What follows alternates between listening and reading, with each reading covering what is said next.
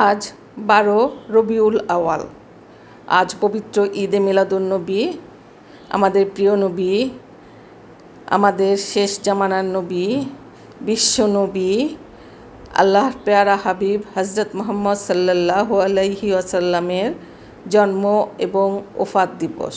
সুপ্রিয় শিক্ষার্থীবৃন্দ, তোমরা সবাই আমার শুভকামনা নাও।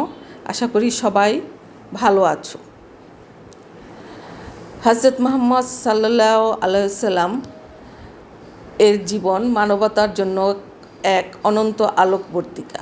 তাঁর জন্ম থেকে ইন্তেকাল পর্যন্ত প্রতিটি অধ্যায়ে রয়েছে শিক্ষা, প্রজ্ঞা ও আদর্শ। হজরত মুহাম্মদ সাল্লাল্লাহু আলাইহি ওয়াসাল্লাম আমাদের জন্য কী শিক্ষা রেখে গেছেন?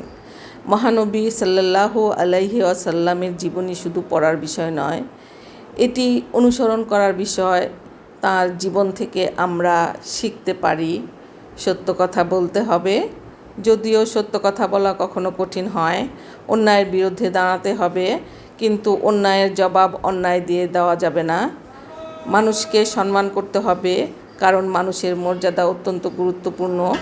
ক্ষমা করতে শিখতে হবে, বিশেষ করে যখন প্রতিশোধ নেওয়ার ক্ষমতা আমাদের হাতে থাকে। পিতামাতা, পরিবার ও প্রতিবেশীর অধিকার রক্ষা করতে হবে। দরিদ্র ও অসহায় মানুষের পাশে দাঁড়াতে হবে। জ্ঞান অর্জন করতে হবে এবং জ্ঞানকে মানুষের কল্যাণে কাজে লাগাতে হবে। সবচেয়ে বড় কথা হচ্ছে আল্লাহর প্রতি বিশ্বাস, মানুষের প্রতি দয়া এবং নিজের চরিত্র, এই তিনটি বিষয় জীবনে ধারণ করতে হবে।